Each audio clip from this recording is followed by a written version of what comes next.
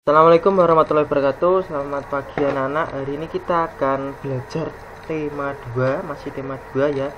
Ini menyayangi tumbuhan dan hewan. Kita akan memasuki subtema 3, menyayangi tumbuhan.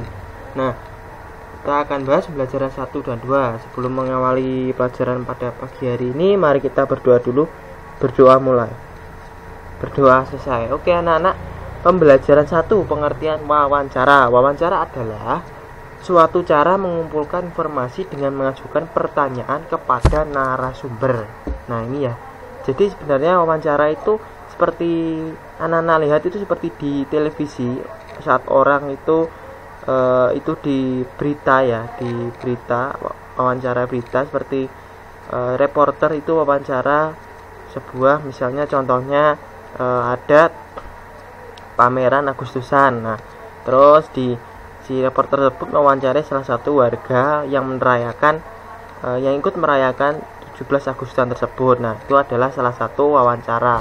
Nah, wawancara itu pertanyaannya apa saja, Pak? Nah, tergantung temanya, anak-anak. Kalau temanya tentang Agustusan, berarti kapan ini dilaksanakan, terus lombanya apa saja. Terus misalnya lagi wawancaranya tentang misalnya ada rumah yang kebakaran. Nah, berarti ditanya wawancara menanyakan salah satu narasumber atau warga yang melihat kejadian perkara tersebut, kejadian rumah terbakar tersebut. Ditanya kepada warganya, Bapak ini kok bisa terjadi, kenapa, apa penyebab utamanya. Itu adalah kumpulan pertanyaan-pertanyaan yang bisa disampaikan wawancara kepada narasumber. Nah, jadi singkatnya narasumber ini apa? Yaitu narasumber adalah si pelaku atau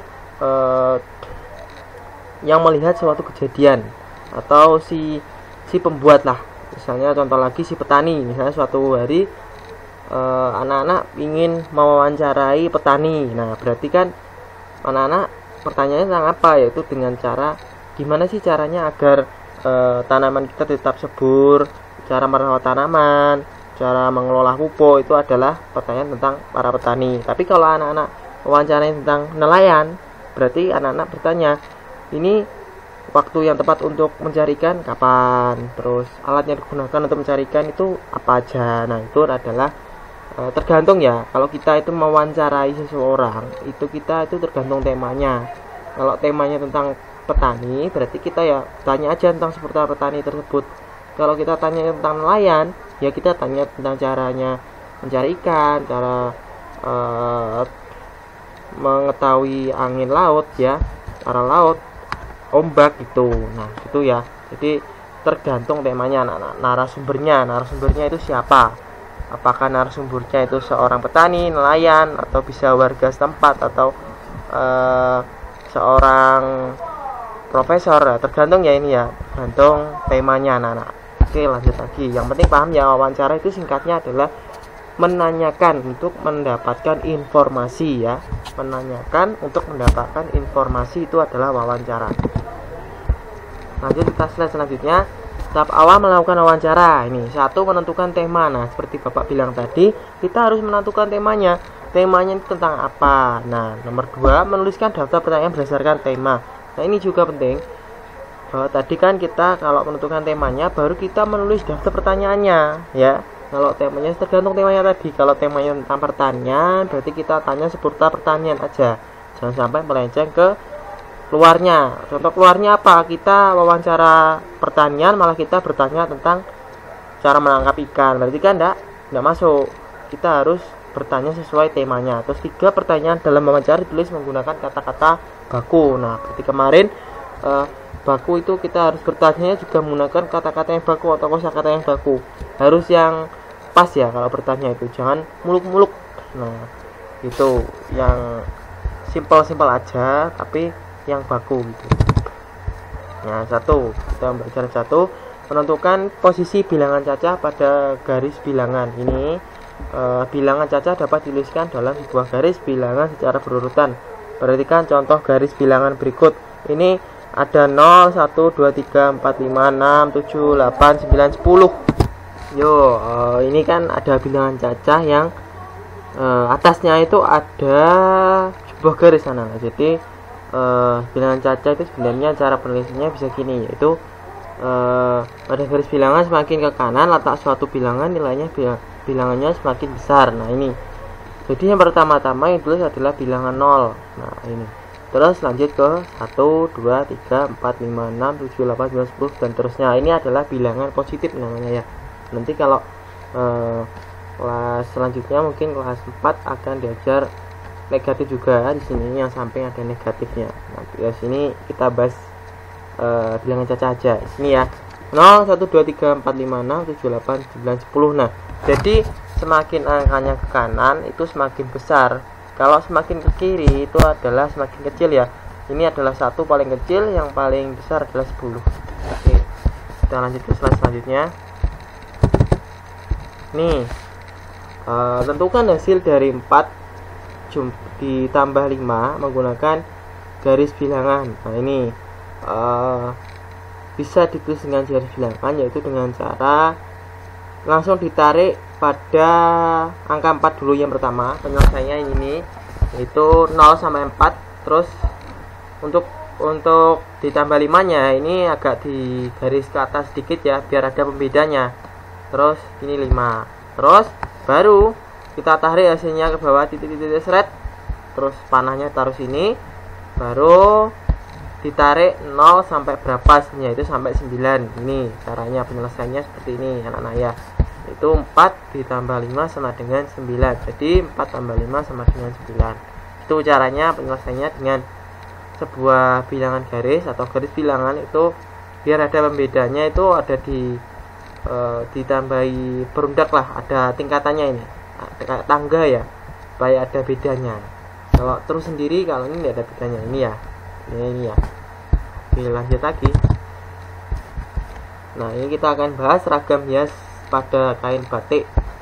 Nah kalian pasti punya batik ya, bahkan seragam khas kita itu batik ya, itu hijau warnanya. Ini batik dari setiap daerah memiliki motif hias yang berbeda-beda. Motif hias termasuk dalam gambar dekoratif. Nah ini gambar dekoratif adalah gambar hiasan dari gabungan seperti motif seperti hewan, tumbuhan, manusia atau alam. Nah ini, jadi batik setiap daerah itu pasti memiliki motif hias yang berbeda-beda. Terus motif hias termasuk dalam gambar dekoratif. Jadi batik termasuk juga gambar dekoratif. Gambar dekoratif adalah gambar hiasan dari gabungan beberapa motif seperti hewan, tumbuhan, manusia atau alam. Nah, oke ya, lanjut lagi. Ini diingat-ingat bahwa gambar dekoratif adalah gambar hiasan dari gabungan beberapa motif seperti hewan, terus tumbuhan, manusia atau alam. Ini slide selanjutnya, ini ada gambar dekoratif motif bunga. Ini ya. Setelah ini ada tugas, yaitu tugasnya anak-anak silakan menggambar sebuah gambar dekoratif, terserah gambarnya. Yang penting batik ya anak-anak ya.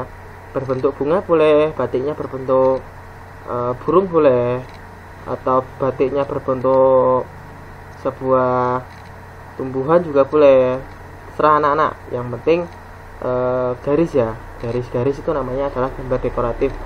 Nah ini bisa dilihat adalah salah satu contoh gambar dekoratif ya. Ini adalah bunga, ada daunnya juga. Di sini ada batangnya yang bagus ini, itu ya. Nanti terserah anak-anak pakai spidol boleh ya, pakai spidol aja langsung biar lebih bagus. Atau pertama-tama anak-anak boleh pakai pensil, terus baru ditebali pakai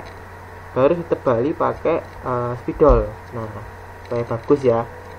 Nah spidolnya itu supaya memberi kesan yang warna-warni, nggak apa-apa.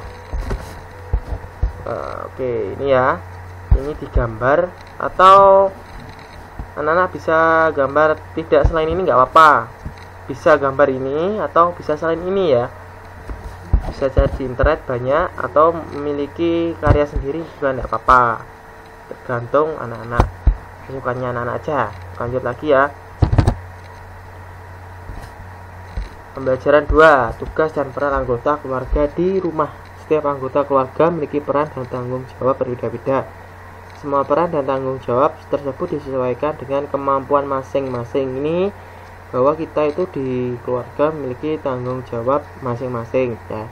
Ada peran dan tanggung jawab masing-masing. Nah, contohnya suatu ketika ayah tanggung jawabnya sebagai apa, yaitu sebagai kepala keluarga. Terus perannya sebagai apa? Yaitu ya tadi, terus tanggung jawabnya ya dia sebagai mencari nafkah ini, bahwa perannya adalah sebagai kepala rumah tangga, baru tanggung jawabnya sebagai mencari nafkah. Terus ibu perannya sebagai apa?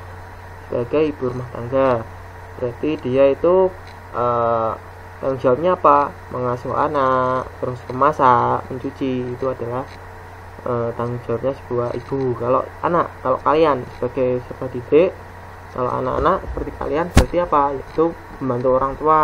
Terus apalagi selain itu, mematuhi perintah orang tua ya, itu. Terus kalau sebagai peserta didik, kalian berarti kewajibannya apa? Yaitu belajar, mengerjakan tugas, itu adalah kewajiban kalian. Nah, tapi kalau sudah sekolah apa? Yaitu membersihkan kelas, terus membantu gurunya, mematuhi gurunya, menghormati gurunya, itu adalah peran dan tanggung jawab masing-masing ya. Jadi kita itu memiliki peran dan tanggung jawab masing-masing. Oke, lanjut lagi.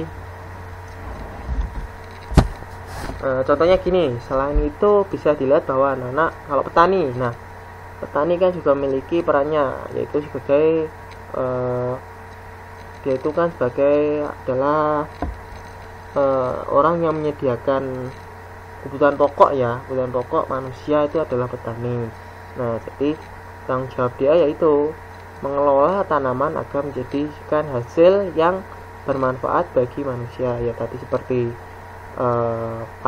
padi, kapas, bayam, jagung, ketela, dan lain-lain. Nah, terus lanjut lagi, ada nelayan adalah mencari ikan. Nah, supaya apa? Supaya manusia dapat protein. Nah, jadi ikan itu adalah sumbernya protein ya, makan sumbernya protein. Nah, jadi kita itu memiliki perannya masing-masing. Kalau petani berarti dia luas lingkupnya adalah sebagai tanaman-tanaman seperti padi tadi ya, dan lain-lain. Terus kalau nelayan ya tadi mencari ikan. Jadi kita ada perannya masing-masing. Nah, kalau tentara adalah menjaga negara kita agar tetap aman. Kalau polisi adalah mengayomi warga ya dari tindak kejahatan kriminal. Itu beda-beda, kita memiliki peran dan tanggung jawab yang berbeda-beda anak-anak ya. Oke, lanjut lagi, kita ke slide selanjutnya. Pelajaran 2 menggunakan kata tanya dalam wawancara. Ini wawancara adalah suatu cara mengumpulkan informasi dengan mengajukan pertanyaan pada narasumber. Tadi ya, kata tanya itu juga penting. Kata tanya seperti apa? Siapa, apa, kapan, mengapa, di mana, kenapa, itu adalah kata tanya. Ini ya, gunakan kata tanya apa, di mana, kapan, siapa, mengapa, dan bagaimana untuk menggali informasi. Kita mulai dari apa? Contohnya kita mewawancarai sebuah makanan. Nah, jadi kita tanya apa yang ada di dalam makanan tersebut. Nah, di mana kita bisa membeli makanan tersebut, kapan bukanya makanan tersebut. Nah, siapa yang membuat makanan tersebut, mengapa makanan tersebut kok enak, dan bagaimana caranya agar membuat makanan tersebut. Nah, itu adalah serangkaian kata tanya yang bisa digunakan untuk menggali informasi ya. Apakah informasi harus berupa makanan? Tidak, tergantung temanya tadi ya Nana ya. Oke, lanjut lagi ke slide selanjutnya. Hasil wawancara ditulis menggunakan kosakata baku dan kalimat efektif. Kosakata baku dapat ditemukan di dalam Kamus Besar Bahasa Indonesia. Nah, ini seperti Bapak kemarin tadi. Kalau anak-anak pengen penasaran, apa kita harus beli bukunya? Tidak, kita bisa download di Play Store, namanya adalah KBBI juga, warnanya logonya biru. Nah, kalimat efektif dapat disusun menggunakan pedoman ejaan bahasa Indonesia. Ini juga ada bukunya. Nah, lanjut lagi, kita slide selanjutnya anak-anak.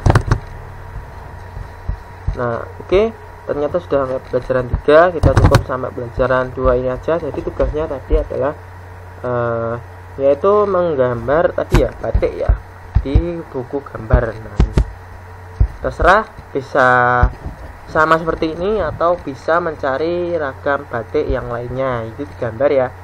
gambar langsung menggunakan pensil bisa, atau kalau ragu-ragu anak-anak bisa menggunakan pensil dulu baru pakai spidol ya.